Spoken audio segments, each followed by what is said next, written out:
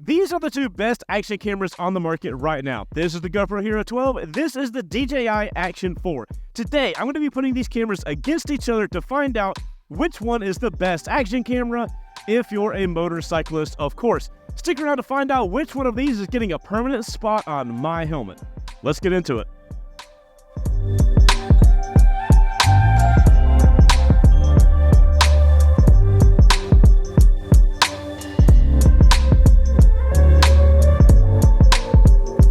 Over the last couple of weeks, I've been testing these cameras in all the normal ways I would find myself using an action camera on my motorcycle rides. I know a lot of you guys might not need to see the entire video, so here's how I've ended up breaking this video down for y'all, and I'll include chapter markers for you to jump to the sections you need specifically.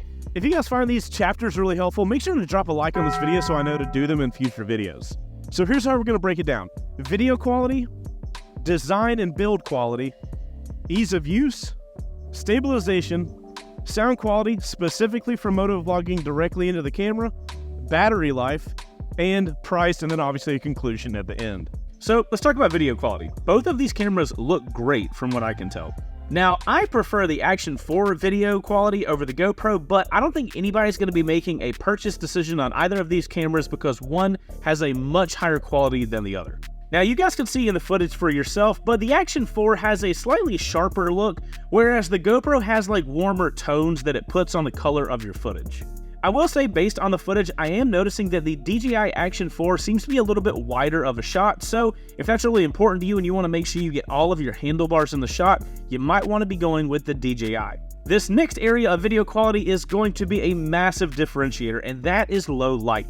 I'm not sure how many of you guys are actually using an action camera to record your rides at night, but if you are, I'm going to save you a lot of time. The Action 4 with its larger sensor is absolutely incredible. It's almost strange how good this camera is at night. So if you're looking for an action camera and you ride at night a lot, just get that guy and move the hell on. Thank me later.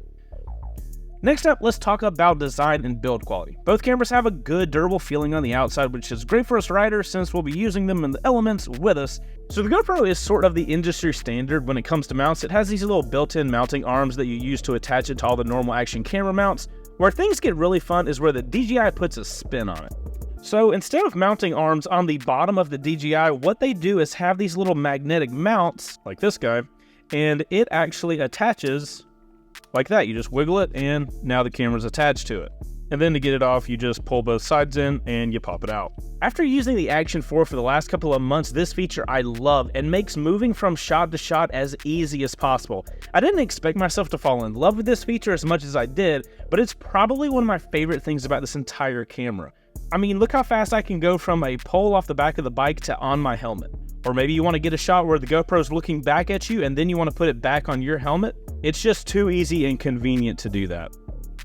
Alright, so let's touch on the ease of use of these cameras. There's nothing worse than having an entirely capable action camera, and then the menus are so convoluted you don't even use all the features that these things come packed with. Now, both cameras have screens in the front and the rear, which is really nice because when you're setting up a shot and it's looking back at you, that screen on the front is super helpful. Now, what's cool about the DJI is the screen on the front is actually a touchscreen as well and can be used to change settings. That is super helpful. But unfortunately, the screen on the GoPro is only touchscreen on the back. You got no controls up front.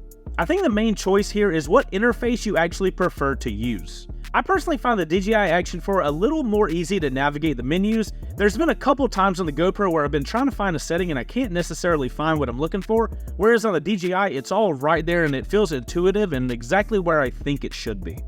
Okay, so now a usability feature that I don't really see a lot of people talk about, but it is one of my absolute favorite things about the Action 4, and the GoPro can't seem to do it. Now, these things are action cameras, right? By definition, they are cameras that are filming action. That means they're going to get dirty, they're going to get wet, they're going to get dropped, all types of things.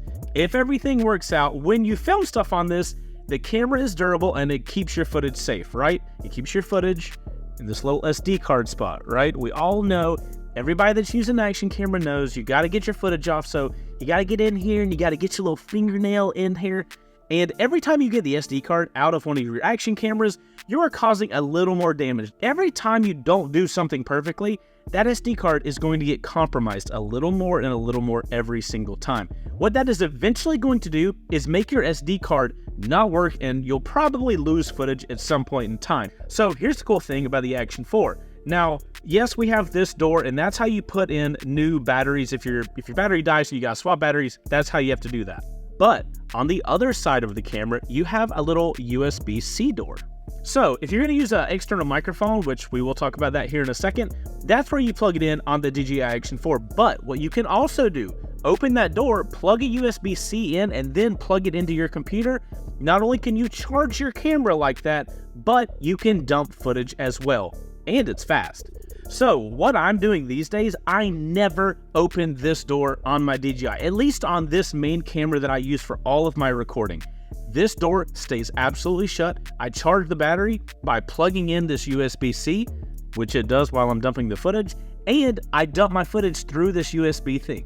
That means that what's going to take the wear and tear is this door and the USB-C port. Never the SD card. The footage is always going to be safe.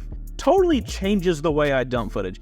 I know this, look, I'm very well aware that this is a very niche problem, but as a guy who films every day on one of these, and my SD cards are coming in and out all the time, it makes you think about, like, man, I'm really just asking to lose footage.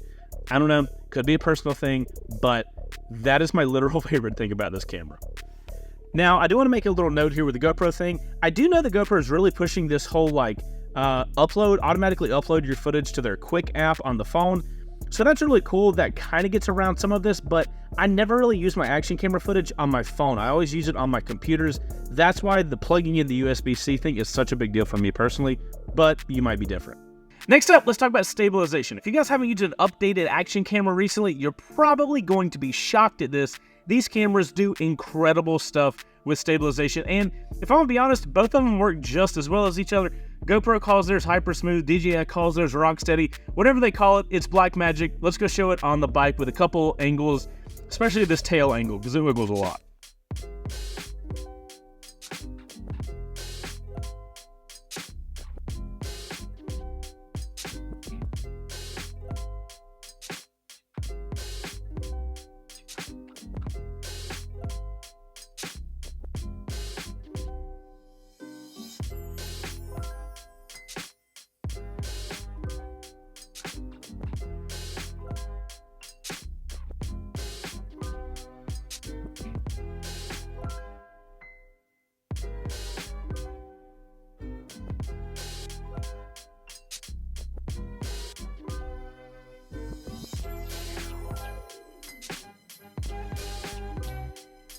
Alright guys, let's talk about sound quality with these cameras. Now we have two ways of talking about sound quality. One, we have microphones all over both of these cameras, so they have built-in audio. That sounds like this. Here's the native audio on the DJI Action 4 as well as the Hero 12. This is no microphone, no nothing. I've got my helmet on, and this is what stuff sounds like. I will say it is very windy today, so if you hear a lot of wind noise, don't discount them too much. But this is what the audio sounds like just off the camera. Now, for us motorcyclists, most of you guys probably could not care less about what that sound quality is. You guys want to find out what these things sound like when you plug a microphone into them so that you can motovlog with it. Now, first things first, this is my motovlogging helmet. I've got my camera mount up front, and then on the back, I have an audio recorder. You guys know I've been doing this motovlogging thing for a very long time. I prefer to use an audio recorder in the back. It is a little more pain in the butt, but I have a separate audio so it's always safe. Now, I know that's a lot of extra work, and it's too much work for the majority of you guys, or at least that's what I'm judging by based on the comments that I'm seeing from you guys. Everybody wants to motovlog with one of these action cameras and plug audio directly in. First, you're gonna need something if you want audio to go directly into these cameras. If you want to plug a mic directly into the GoPro Hero 12, you're gonna need a media mod, and what this case does is have these little extensions in the back, and that is where your audio will go. Also, as a note, the media mod is a GoPro only accessory, and guess what? It's not cheap. Thanks, GoPro. We really appreciate you watching out for us out there. The GoPro just pops into the media mod, it closes. Now, once the media mod is in the GoPro, it knows that it has a media mod in there, and now you'll notice at the bottom we have a little audio meter. So with GoPro inside the Media Mod, you just take your little mic cable that runs a microphone into the front of your helmet. You plug it into this little audio port right there, mount your GoPro, and you've got audio going directly into your GoPro. Now, if you guys are curious about what microphones I'm using or suggest for you guys, I'll put links in the description. I got cheap options and I got expensive options, so depending on how much you want to spend, you can do whatever you want. That's how to set the GoPro up. Now, the Action 4. With the Action 4, it's a little bit easier and cheaper, of course. You guys know this little USB door? That same door is going to be your key to getting audio into this camera. So, you will need this little cable. It's on Amazon. I'll put a link in the description. It's basically a USB-C that goes into an audio cable. All you do is you open your door on your DJI, you plug in the USB-C, and now you have an audio cable going directly into it. Now, you guys probably can't see this. I'll show you a closer shot of it, but when you plug this cable into your DJI Action 4 and you plug it into a microphone, you unlock a new setting. So on this screen, we're on the Pro setting and we're in the audio area. You will see channel, stereo, and gain. So the gain setting is basically you telling the camera how loud you want the audio to be taken in. Having this gain adjustable setting is the key to getting good audio. You do not have a gain setting on the GoPro. You are just going to have to hope and pray that the right microphone and the right placement will work. But with the DJI, you can decide how much gain you want. So do you want your talking voice to be louder and get more ambient audio? Or do you want it to be lower and get a much cleaner set of your audio speaking? What we're going to do is, we've got my Motovlogging helmet here. I'm going to cut to some footage of going directly into the GoPro like I just showed you guys, and then going directly into the DJI, and you guys can decide for yourself which one sounds better. Also, the footage you're about to see is from a track day that I did to reveal a giveaway bike that I haven't even revealed yet. So if you want to win the R6 that you're about to see, WBRgarage.com. Selfless plug. All right, let's do the sneaky footage now, and you guys let me know what you think about the audio. Alrighty, so audio test on the Action 4. For you guys listening to this, I am currently out here shooting my reveal for my giveaway bike. We built this R6M, and we're out here testing it, so I figured what better place to test the native audio components on the Action 4. So what you guys are listening to is my microphone in my Motovlogging helmet. Nothing is different. This is the same Motovlogging helmet, microphone placement, same place that I always have it. I have the Action 4 set to negative 12 dB. I can actually go down to negative 20, but I don't know if that's too low. So yeah, whatever the audio you're hearing right now is the Action 4. This is directly plugged in, so I just turn the camera on, hit record, and this is what I get. I will let you guys be the judge of what it sounds like. Now, when we go to the GoPro shot, I will say the only thing I'm going to do is I'm going to make sure all of the audios are the same level. I'm not going to do any audio engineering, compressing, or anything like that. I am only, that's a lot of leaves. I am only going to be making sure they are the same level. So let's go to the GoPro and see what it sounds like. And now we are on the GoPro Hero 12. Alrighty guys, so same setup as the Action 4 was. I have the exact same helmet, same microphone, same everything. The only difference is instead of going into a cheap little audio to USB-C, my audio cable is going directly into the back of this media mod connected to the GoPro. I think a lot of you guys will probably be used to this if you've tried the motovlogging setup before. My only reason for not really going with this method is that I've had situations where I've turned the GoPro on, I've had the audio cable in the back of the media mod, everything, I'll even tape it shut. And even with all of that, sometimes there's audio.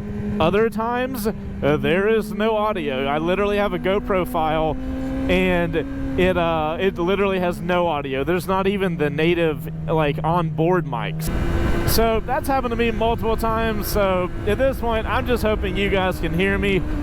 That has not happened to me on the Hero 12 yet. But regardless, this is how the Hero sounds. That video comes out December 1st. I'm stoked. Okay, rest of the video, let's go. All right, guys, next up, let's talk about batteries. Pretty big deal when it comes to action cameras because we're going off on our little adventures, and we got to make sure the batteries are going to last long enough so we can record everything we're doing. Now, everybody online is saying that the GoPro 12 batteries, the Enduros, the white GoPro batteries, everybody is saying that the GoPro Enduro batteries on the 12 are lasting as long as the DJI Action 4 batteries. So I don't know what's happening with those other channels that are doing their testing, but in the testing that I've been doing, it seems like the GoPro uses probably 25 to 30% more battery than my Action 4 batteries. I've been using the Action 4 religiously. I've never had a battery failure. I've never had a battery swell up, which, by the way, these blue GoPro batteries, every one of them that we have, even this one, it swells up in the middle and you can literally press on it. It's terrifying, and one day it'll probably blow up. I've never had that happen with any of the Action 4 batteries, so it seems like the Action 4 either does better on battery usage or something. The battery has been absolutely fantastic on the Action 4, and I haven't necessarily had any problems. The GoPro hasn't turned off or the battery hasn't, like, I don't know, instantly died with 30% left. Yes, that has happened before. Not on the GoPro 12, but on my Hero 10, absolutely has. I haven't had any of that happen here, but there is no doubt that the Action 4 batteries last longer.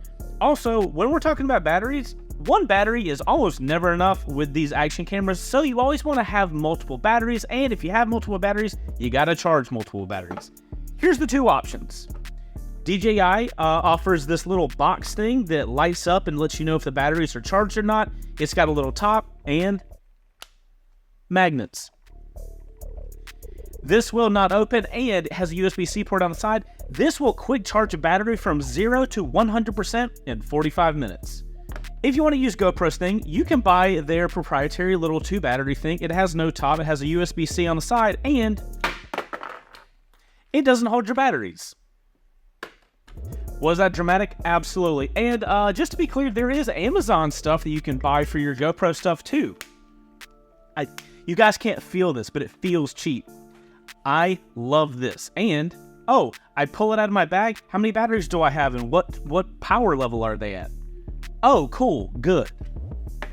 One of these guys is on a different playing field, and then the other one is a GoPro. You know, I just had a good idea. I was like, you know what? I've been filming this video all day. I've been filming all these shots with the cameras. I should check the cameras to see what battery life they're at, right? That would have been a good idea. But unfortunately, the GoPro's at 56%, which is not bad. We've been filming literally all day. And the DJI is at 92% because I was using the USB to offload the footage and it charged the battery. It's a problem, but it's not. You know what I'm saying? All right, guys, final thing is price. Kind of important. Both of them cost $399. And to be fair, that is their absolutely basic one. It comes with the camera, a battery, and a couple of accessories, very few. But both cameras offer different bundles and packages for different prices. Like, for example, the DJI, if you want this like battery case, it does cost a little more. So you guys can, scroll through and find out whatever package works for you. Most of them have like a motorcycle bundle or, another type of bundle that you're going to be filming in. So just check out the websites for each one, but the base of them is $399. So the question is, after all of this testing, which one of these two cameras is getting the main spot on my Motovlogging helmet? Guys, it's not even close. It's the DJI Action 4. The image in the battery is absolutely fantastic. The menu is super simple. I have put this camera through the ringer. I've done press launches, and this camera does not skip a beat. And the thing that makes it the absolute best is that it just works. The last thing I want to do when I'm going out on a ride is to care if my camera's going to shut off or if my battery has enough charge. The camera always looks fantastic. It always works fantastic. I have not come into any issues with this camera at all. I am not saying the GoPro 12 is a bad camera. It's the best GoPro I've ever used. But that bar is kind of low right now. This is the future of my filming with my helmet. And hopefully this video helped you guys out. The Action 4 might not be the best camera for you, but it is most certainly the best action camera for me. If you made it this point in the video, you're in the outro crew, put OC in your comment after you like the video, and let me know which one of these cameras is best for you. It might not be the Action 4, but it probably should be. Anyways, guys, make sure you go out there and ride safe. I'm Chaseontwowheels, and I'll see you on the next one. Later.